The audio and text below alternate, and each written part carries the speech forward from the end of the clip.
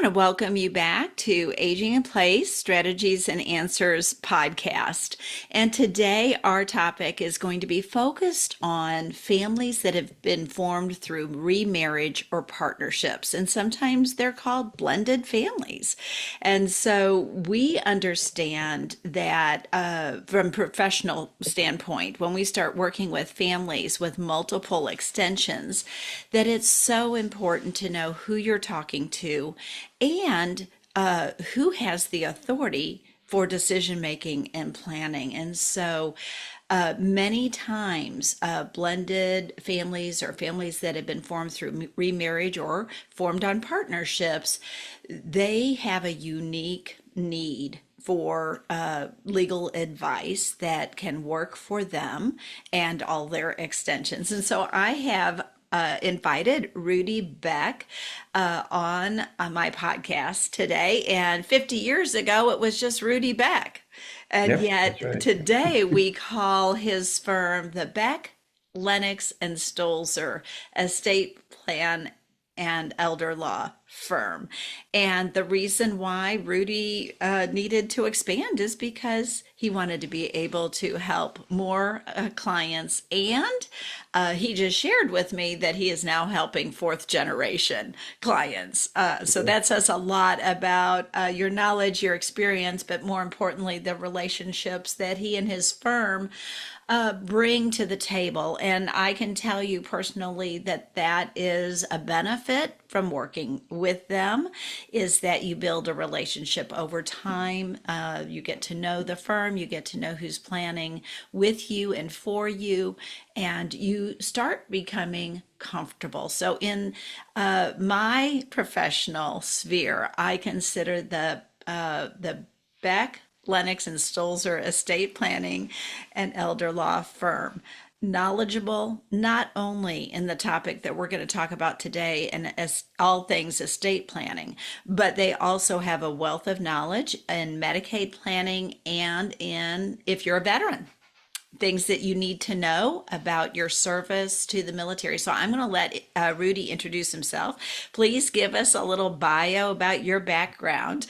You don't Okay. have to give it all, but just because we got 50 plus years just at the at the firm, right? Now, But how much time do you have, Linda? yeah, yeah. Well, I definitely want you to mention what you're very proud of, and that is your service to this country. So you take it away, and then we'll get into our questions. Okay. Well, the law firm was started after I got out of the Army.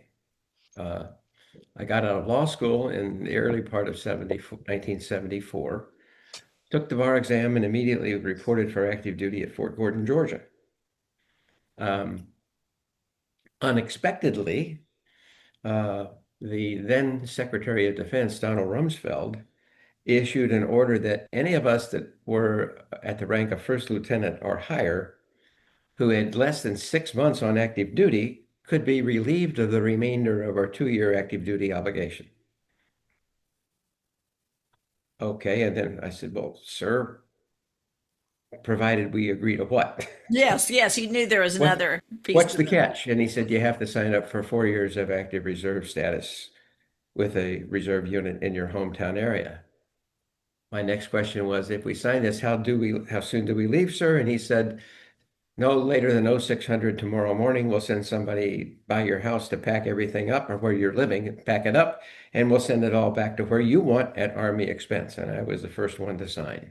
Okay. Uh, there were 5 of us Mm-hmm. who were first lieutenants in the military police at the time. Okay. And I was the first to sign, and one of the 5 said, I'd like to stay in. And he said, we can accommodate you, no problem with that, Lieutenant. And that was that. So I opened my office in December of 74. Mm-hmm. I named it Rudy D. Beck and Associates. Okay. People were asking me, well, who's your associates? I said, you see that lady that works for me? She's an associate. Mm-hmm. Well, no, she's your secretary. I said, no, she's an associate. I can't make things happen unless she's making it happen too. Yes. And that's the attitude I have maintained ever since. Mm-hmm. Um, so I'm very proud of that. Yes. that I have people, and you know, Linda, you know many of the people that work here for me. Yes. Yes, I do. Um, and gosh, I would stack these women, 10 of them, up against anybody in anywhere else in the country doing what they do. And you're not going to find people more capable. In fact, you'll find a lot of people not nearly as capable. Mm-hmm. So I'm very, very happy about that. The other thing I think I'm most proud about, other than being technically good, and you have to be technically good or you shouldn't hold yourself out anyway, Correct. but we go an extra step. We believe in providing peace of mind. Yes. And when we're finished, I expect people to be able to look at me and go, take a deep breath and kind of go, ah, thank you. Yes. And thank me for what? Well, for making us feel at ease, Mm-hmm. feeling like we've gotten something done. We've checked that box off and we can move on. Um, so providing peace of mind has been a critical element of everything that we do. And the good news is everybody here in the firm understands that. Yes. From the minute somebody answers the phone, people have a question, they know they're talking to somebody who cares about helping them get to from where they are to where they need to be and understanding how they got there. And that is the process. And if everything is handled that way, at the end of the day, peace of mind results. Yes. When you've been educated and have been informed about what it Right. is that you probably need to consider, and then you're able to make those decisions. That's when you say, hey, thanks so much. I appreciate it. And then you can walk out of your office with your documents and say, I've got this in hand right now. We're good. And there's Right. a lot to be said for that, and that's why I invited Rudy on this podcast. We've known each other not 50 years, but at least 25 of those 50, Yeah. I'm 25 to positive. 30. Yeah. Yeah. And I felt that this would be a great podcast for people who find themselves in these blended family relationships or partnerships, knowing that this could really be problematic as healthcare needs start to change or people start to age. Oh, absolutely is. Yeah. It And is s- problematic. so we want to be careful in our relationships always when we're planning. And failure to plan not only can diminish our ability to determine who gets the stuff and the what we've accumulated, but also how we're going to take care of those that have been a part of our lives. So that's why I invited Rudy on so that we could have this great conversation about pre-planning. So, Rudy, help me learn more, but also help my listeners understand what blended family or partnerships, estate planning should include and why. And I'm not talking about business partnerships, I'm talking about relational No, partnerships. that's exactly Okay. right. Yeah. Well, one of the first things to consider is does the couple have a concern or do they want things developed ultimately so that the one who brought the most into the partnership or marriage will have those assets protected or not. Okay. I was just thinking of one client family. They got married about 9 years ago. They each have two adult children today. The husband brought in several $1 million of assets. The wife brought in approximately 1 million. Mm-hmm.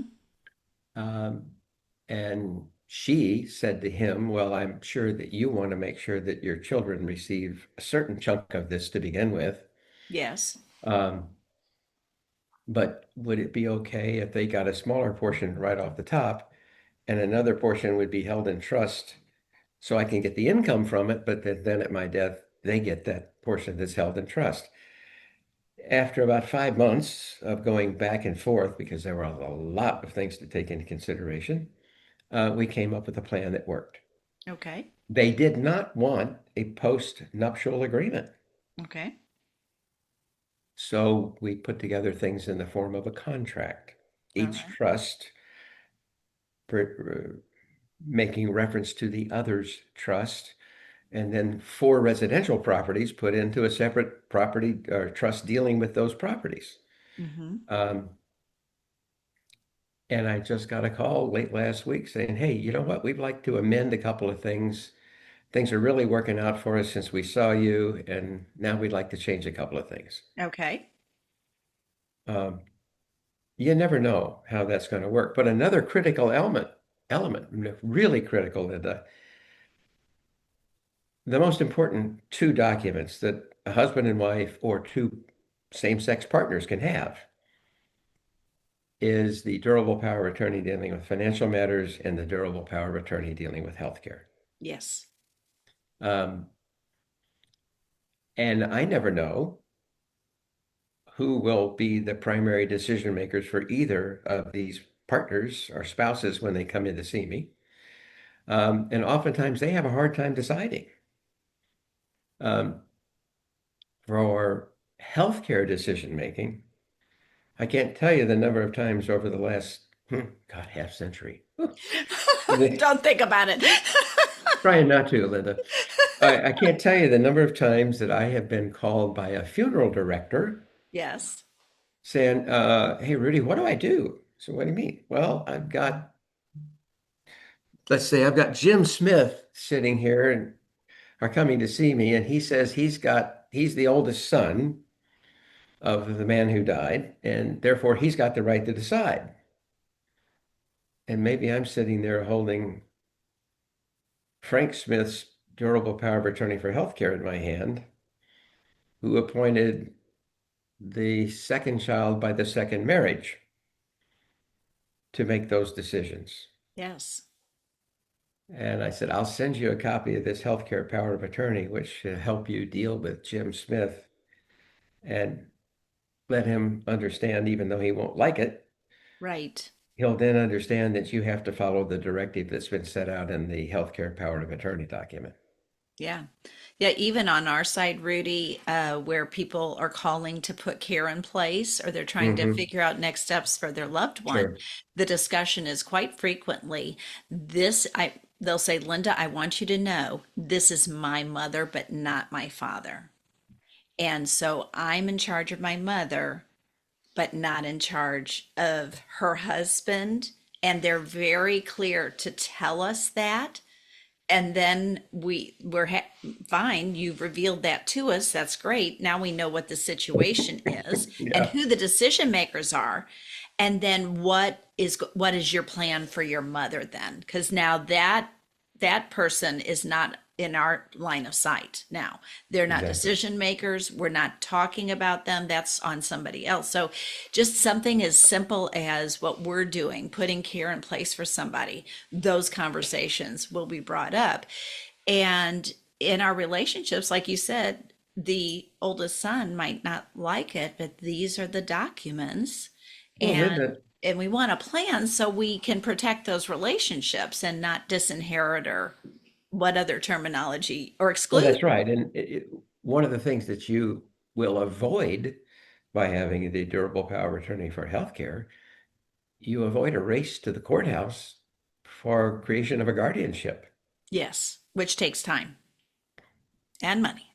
and money. Uh, and if it's for, and in the case you just mentioned, it would be an adult guardianship. And Missouri guardianship law changed in the last 2 or 3 years. Hmm. Um, Used to be that there would be another attorney appointed as a guardian, what we call a guardian ad litem. Yes. Now, another lawyer is appointed as legal counsel for the person who is alleged to be incapacitated. Hmm. And depending on how zealous, if you will, that appointed legal counsel might be, things can drag out for a long time. Yes. Um, so having the durable power of attorney for healthcare is when it comes to making those healthcare decisions, and who knows when that's going to happen, when the need will arise. Hmm. By I'm a second marriage situation. We are a blended family. Yes. And my wife's father, in the last 2 years now, has suffered 3 strokes and a couple of minor strokes. Mm-hmm. Well, we had the durable power of attorney for healthcare in place. Yes. Um, and so it made, there were no question about who had the right to make those decisions. Yes. And fortunately, my wife and her sister and brother get along. And so they were able to discuss things together, even though the primary decision making rested on one of the others. And so it worked out well. Because if they hadn't been able to get along, the person named in that healthcare decision would have had to look at the other two and say, well, this is what we're going to do regardless. Um, because he or she would have the authority to act. Yes. And then Um, when it isn't identified, then you open the door to all kinds of litigation. He said, she said, we thought, who knew? well, And then you have yeah, I mean, w- unfortunately, you see people when it's not always pleasant, right? And you're sitting there as the big negotiator in the middle of that group of people trying to walk I'm, them through. as I sit here on the far wall across from me is my license to practice law that I was given by the state of Missouri, and it says attorney and counselor at law. You can be an attorney all day long and just talk about the technical legal stuff, and frankly, that's part of what people come to me for. But really, a lot of times it's counseling people, Hmm. helping them understand the law, and then counseling them on the best way to go about implementing what the law says. Absolutely. Um, and that's where peace of mind comes in again. Hmm. Um, boy, sometimes being an arbitrator among competing members of usually competing children Yes. from sometimes it's competing competition among children of the same marriage, by the way. Oh, yes. Oh, yes. But Um, family, and no matter what kind of family it is, there's competing values and relationships, so and that's anyway, the advantage of without being belaboring professional. it anymore, if people listening to this podcast do not have a durable power of attorney for healthcare, go get one right now. Just get up, call a lawyer that you've heard about, who is experienced in hopefully the elder law area, Hmm. because our power of attorney for healthcare that we draft in our office is going to be different than what is seen or what I've seen drafted by people who don't, by other lawyers who don't really have an elder law background, Hmm. who it makes a difference. Yes. Um, and I'm not going to get into the things that make ours different. That's not what I'm here for today. But No. that, and then a durable power attorney dealing with financial matters. Yes. And so for those listening today, you may say to yourself, oh, yeah, I got that. But I want you to take one more second and really think, have there been any changes in health or relationships? And it might be time to get that out. And as you said, and review it. And then, as you said, Rudy, you practice in the state of Missouri. And so, if you live in another state, you're going to have to find an attorney in the state that you trust. Like we look to the Beck, Lennox, and Stolzer firm, right? But it's important to know what your laws are in that state. And if you've moved, you still have to have your documents up to Well, speed. and the interesting thing there is um, every state gives full faith and credit to a properly drafted legal document uh, from another state. Okay. But in the healthcare arena in particular, I suggest people go see a lawyer in the new state, um, because what we draft here in Missouri may not be what a doctor or healthcare practitioners in another state are accustomed to seeing. Mm-hmm. And they don't they could care less about, oh, well, you mean I have to give valid full faith and credit to what your Missouri document says? They're not going to do that. Okay. They're not lawyers. They're dealing with a crisis situation right now in front of them. And if they see something they're not comfortable with, I can't fault them for saying no. Mm-hmm. Uh, this isn't permitted by our state. Okay. Um, and the same thing holds true with financial powers of attorney. I just recently had a young man come in here saying he wanted to prepare a deed putting the property in his name uh, at the time of his father's death. And I said, let me see your power of attorney, your dad's power of attorney. Well, this is one that had been drafted by another law firm maybe 15 years ago, I think. Uh-huh. And it did not include the power to make a gift. Mm-hmm. Well, putting the property in his name would be making a gift, even though dad's will said out of the three children, he was to get everything. Okay. So I'm just doing what dad wanted. And I said, doesn't matter. You don't have the authority to do that under this power of attorney. And your father no longer has capacity based on what you told me. So you're going to have to wait until dad dies. He didn't like that. But that's the way it is. Yes. Now, if the power of attorney document had been drafted in such a way, and by the way, Missouri law requires that gifting to anyone be specifically permitted according to the terms of the power of attorney document, um, then maybe he could have, as long as the gifting would be consistent with the provisions of the last will and testament or living trust, then in effect at the time the gift was made. Right. Right. Um, so that's just one of the instances that's peculiar. And Missouri lists about, I think, 8 to 11 specific things that if you don't mention in a financial power of attorney, you don't have the authority to do as the holder of that power of attorney. Yes. And That's one of so them.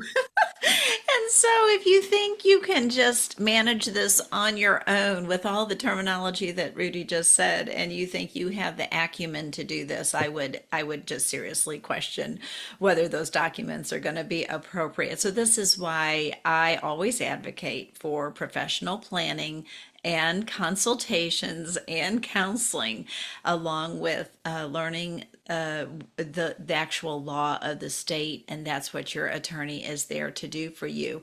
Rudy, do you think a prenuptial or even a postnuptial agreement is important in these blended family relationships or partnership relationships?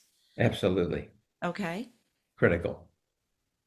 We Um, don't hear about them so much anymore. I mean, I'm not in the law firm every day, so I'm not hearing about them, but I just don't hear people talking about it. well, when people are in love and they're planning on getting married, uh, really that's the last thing they want to deal with. Right. Well, it can Oh, spark conversations that are you mean unpleasant. money's going to be a factor? Well, if you don't do anything, it'll be a big factor. Mm-hmm. If either of you have children by a prior marriage, let's just say uh, John and Mary, Mm-hmm. and let's reverse the tables from what one might usually expect. Mary's bringing in $2 million of assets, and John's bringing in 300,000 of assets, but they want to get married. Mm-hmm. Um, John's got three children by his prior marriage, and Mary has one.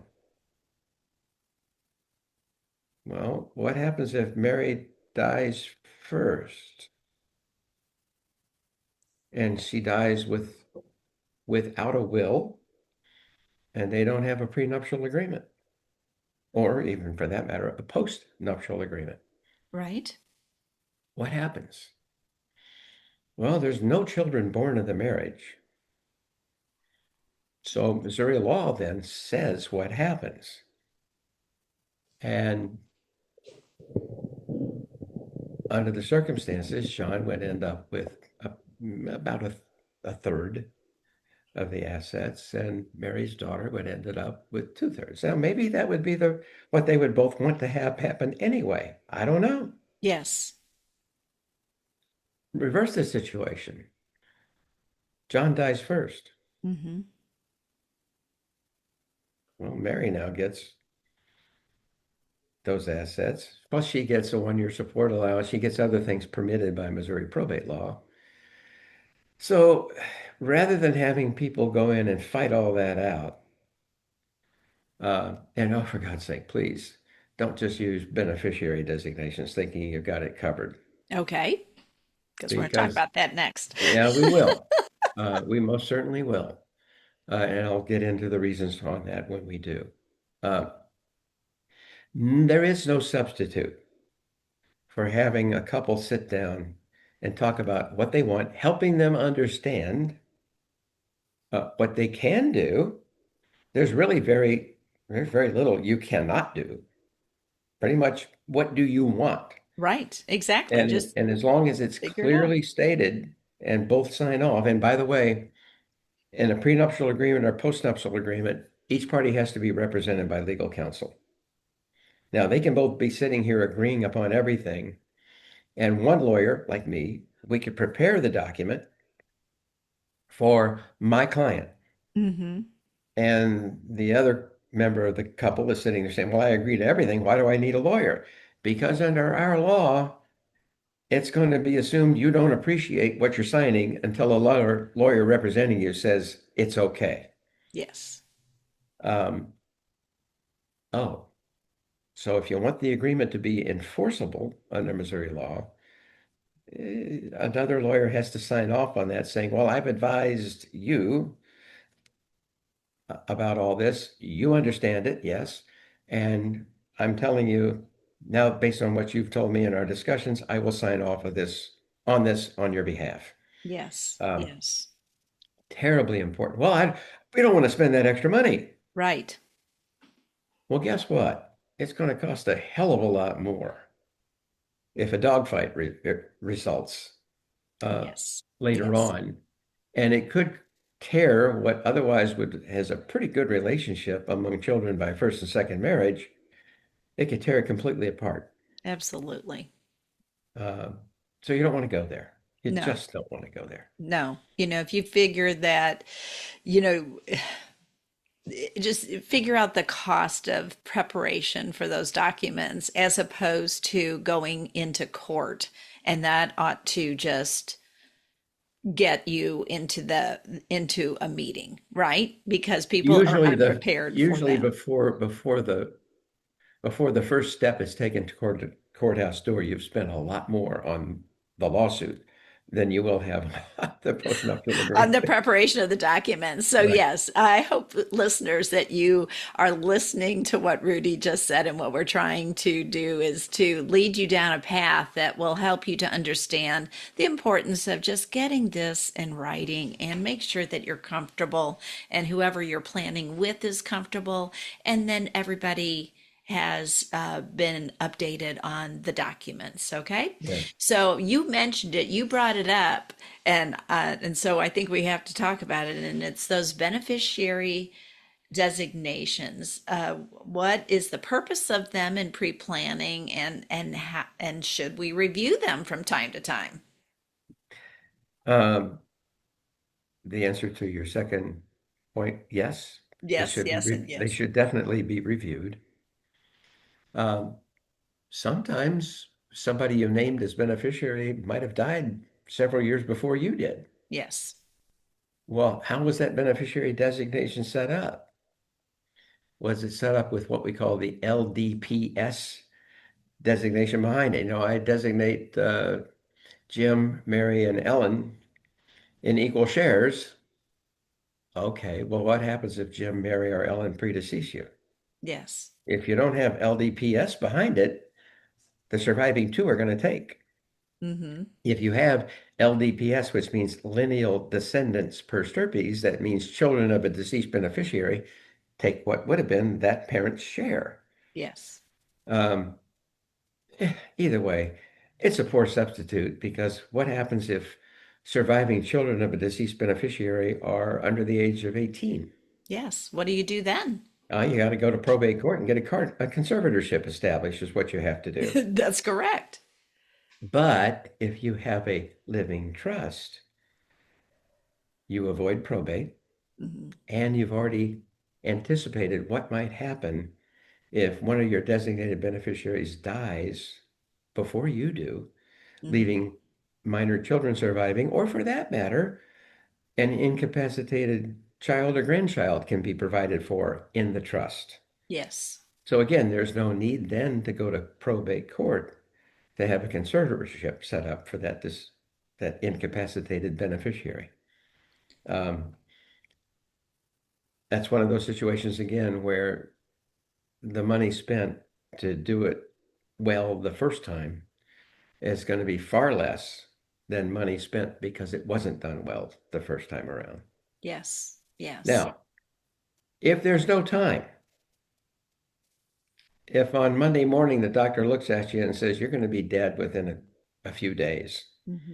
then run to the bank, do a beneficiary designation. Um, if you own real estate in your name alone, take copies of your deed or deeds, run to a lawyer and have a beneficiary deed prepared. Okay.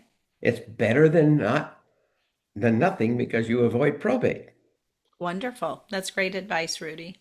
And Um, because we don't understand when we don't see the importance of planning, you're going to get into crisis planning.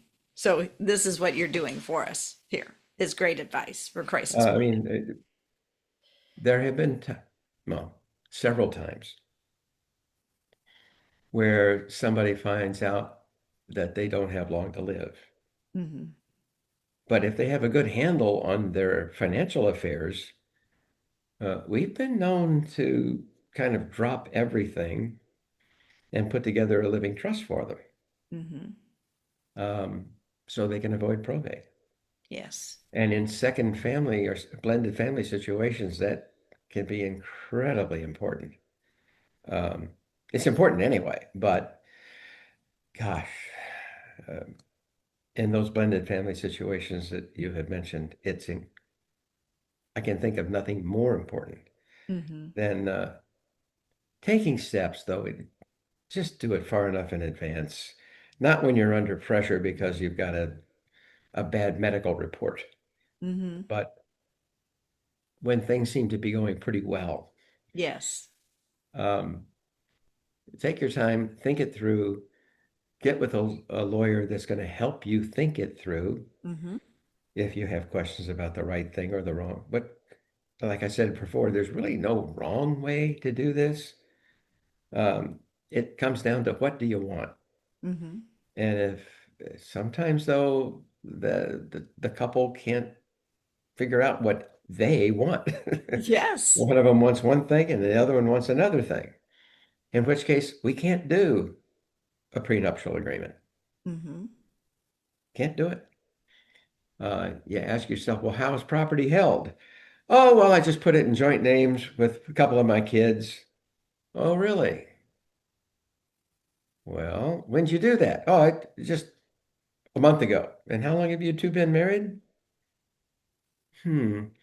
Guess what? Your children might have a right, your spouse may have a right to contest that move. Hmm. Oh, really? Well, yeah, he or she didn't consent to that. Yes.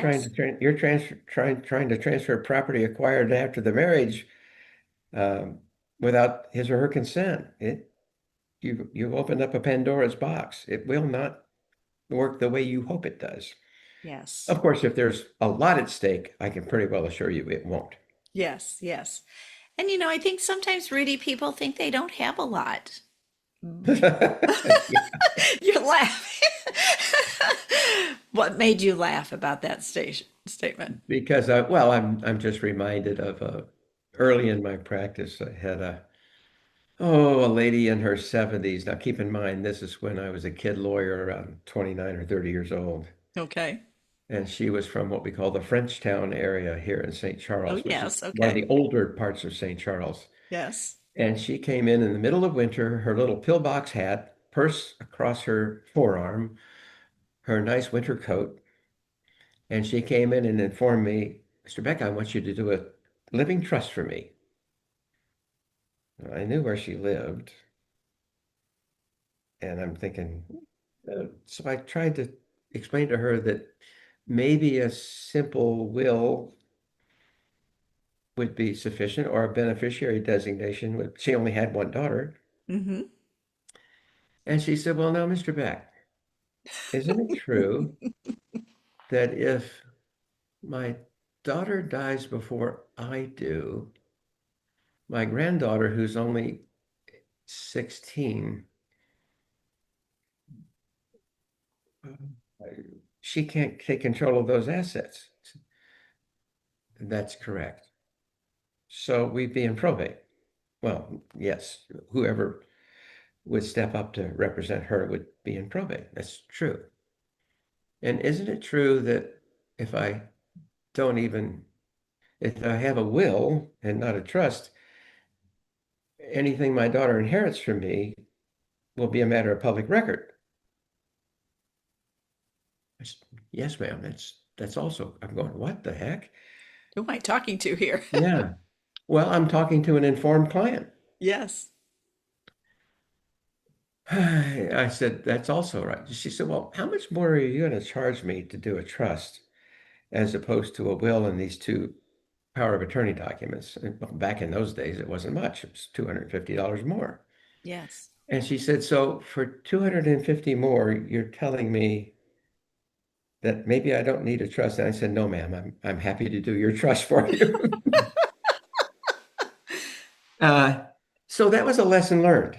Uh, she didn't have a lot at all. $20,000, I remember that specifically. $20,000 in a CD, between $2,000 and $3,000 in a checking account, one car, and this small house in Frenchtown. That was Yes. it. Uh-huh. But she knew the advantages of a living trust, which would cover a probate avoidance. And should something happen to her daughter and her, because her daughter was driving her back and forth to the doctor a lot, Right. if something happened to both of them while the granddaughter was still young, or at least so young that she didn't want her to have full control of the assets. And she said, there's no way I want her to have that responsibility just because she's 18 or older. Right. Right. I said, okay, then I'm happy to do the living trust for you. And she was more than happy to pay the extra $250 for it because she understood that essentially that was buying an absolute peace of mind insurance policy for only $250 more, Right. Right. and a one-time premium payment at that. She wouldn't have to repay that every year. No, Uh, exactly. so so I've learned that was a lesson well learned by me. Never assume that somebody who isn't worth a lot wouldn't be better off having a trust. Hmm. People generally are. Yes. And the beneficiary designation can be utilized if there isn't time to take care of everything else. Because Yes. beneficiary designations are easy to accomplish.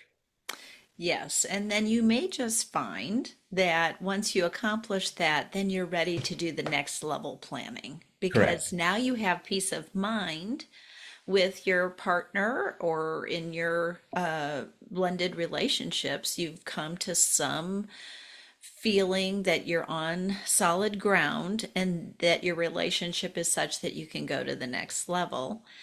And Linda, let's just say again, one spouse brought a lot more into the marriage than the other. And the spouse who brought the most in would like to see his or her children benefit more. Okay. But at the same time, they want to take care of the spouse they leave behind. Exactly. A trust works that out perfectly Mhm. because you can designate all or a certain portion of that big chunk of money to be held in trust, perhaps with income only paid to the surviving spouse. Yes, and I see that and hear about that in my industry as people are aging. Maybe they've been a partner for a long time, but now they decide, there's no assets going to my spouse or to my partner if I pass, and now's the time I need to accomplish some things. And, Correct. and so that is also a time in somebody's life where they might finally do some planning. So, uh, friends, listeners, I think you've learned a few things that you need to know today. I think, Rudy, what I learned in doing our estate planning is that we started with one thing, and every year on the calendar date that we establish the trust, we look it over. What's changed? Where are we now? Have we done? Is everything in the trust? What do we get rid of? We kind of look at the nuts and bolts of what we still own and things like that. And that But what you just said is critical. When I was a younger lawyer, I thought, oh, well, I've got to send a reminder letter out every year. Well, when you're only 26, 27 years old or 30 years old, that year seems like a long time. mhm, But now it goes by in a blink. it does. And so I didn't get that. And I would have people perturbed at me because I had done a trust or whatever for people who, when they first came in to see me, were in their 50s. And I'd said, Rudy, we just did that. No, it's been a year. Yeah, Rudy, we just did it. So we've kind of drawn a line in the sand, assuming that there's no health problems in existence. Right. We basically say for people who are 60 years of age and younger, every 3 years, Okay. every 5 years. Yeah. And people who are above 60, every 3 years. Hmm. Obviously, if there's a known health problem, we might even touch bases every 6 months. Yes. Yes. As it Um, or as you find that your healthcare needs are changing, a lot of and things can Linda, change. that also reminds me, we make it a practice of following up with people after a trust has been signed Hmm. to make sure they have followed our instructions on putting assets in the name of their trust. Yes. Yes. We've had people come in who never were told how to do that by a lawyer who drafted their trust. Yes. So they've had a trust for 15 years, 20 years. And I ask, okay, tell me about the assets and name of the trust. And I get this blank look like, What are you talking well, about? the will says that everything we have goes into the trust. I said, and that means everything goes into probate first. What? They, what? I say, yeah. Anything you die that's in your name alone when you do die has to go through probate. Yes. And your will then direct where it goes, but first it goes through probate if there's no beneficiary designation Yeah. or no joint owner.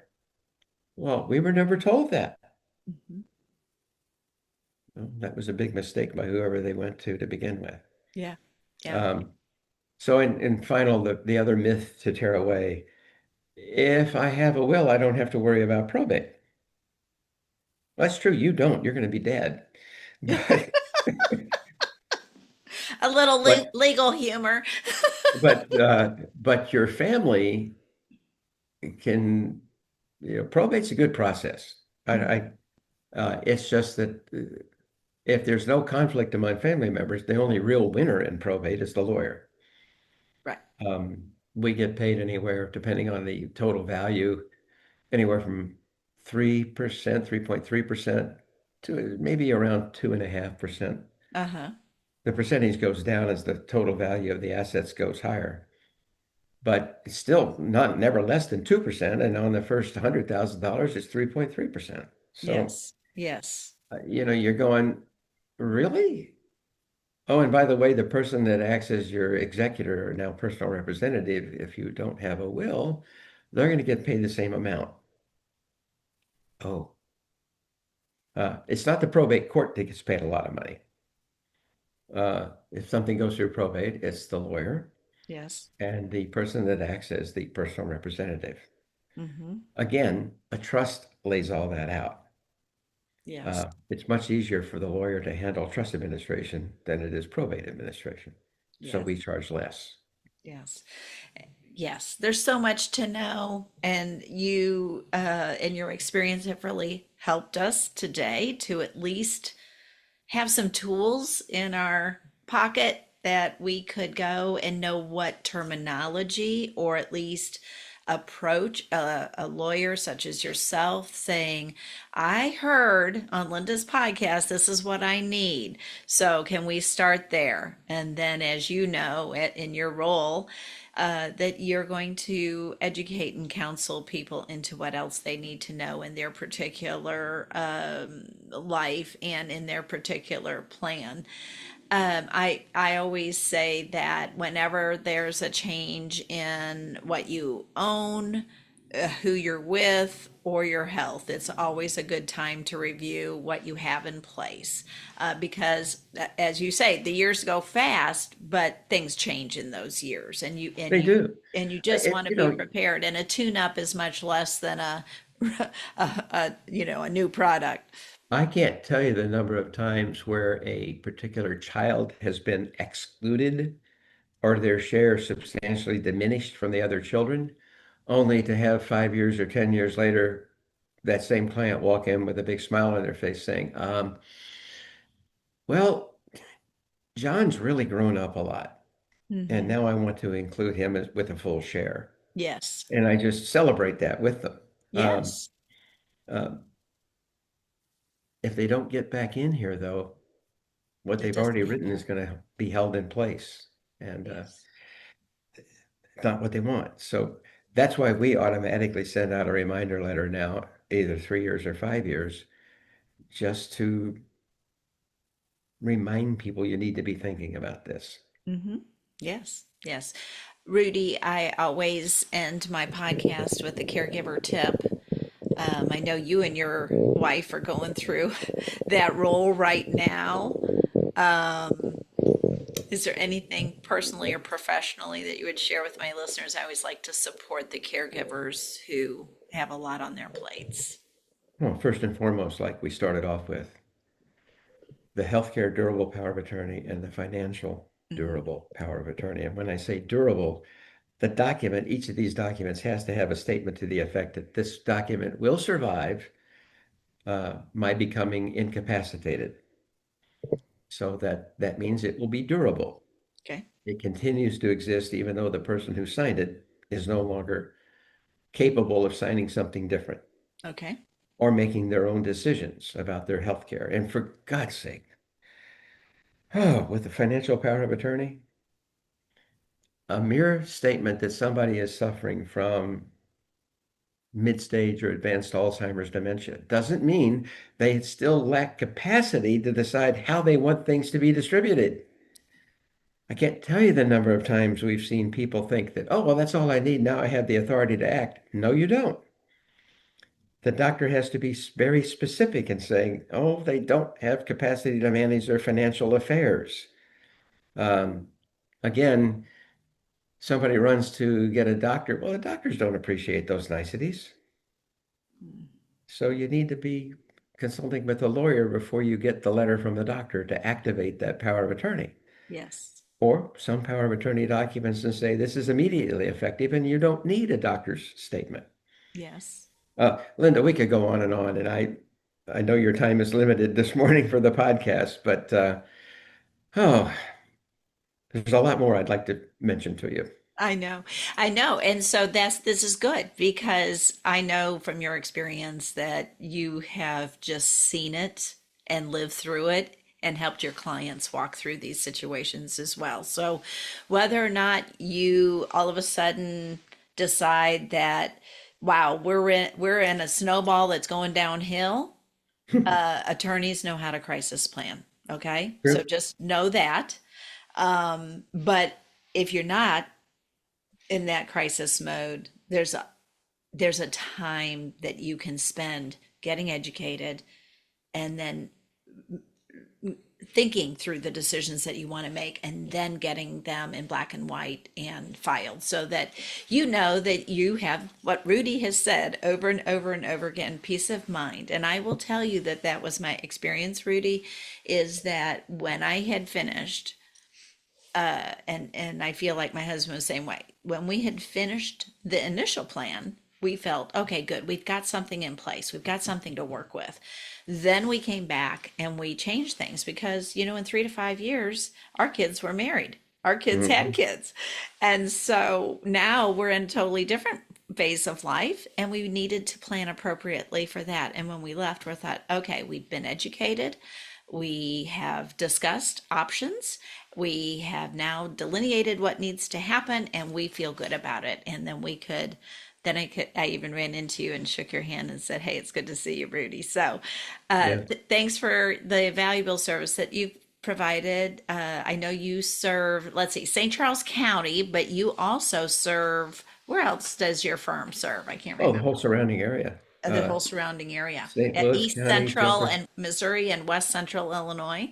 Yes. So we want to make sure that if you're looking for a firm such as the Beck, Lennox, and Stolzer Estate Planning and Elder Law Firm, I'm going to have all of your contact information in the show notes for my listeners, but feel free to give them a call, make an appointment, and then listen again Yeah. to Aging in Place, Strategies and And Answers. Linda, I have to mention when they call, don't ask for me Oh, don't ask Rudy. because I am continuing to be involved for those families that I have represented for, well, in some cases for the whole 50 years. I'm Yes, into a fourth generation on some of those families now. yes, Um, but I'm phasing out. yes. And I've got three other lawyers here now who are incredibly capable and very good at doing what we have done for a long, long time. Uh, Yes, they learned from the master and then they brought their well, knowledge thank you for and that. But experience as well. So thanks again for being on my podcast. I greatly appreciate it. It's been wonderful working with you all these years. thank you, Linda. Thank you for joining me today. Are you ready to learn more? Go to seniorsupportstrategies.com. As always, I value the time you spend with me.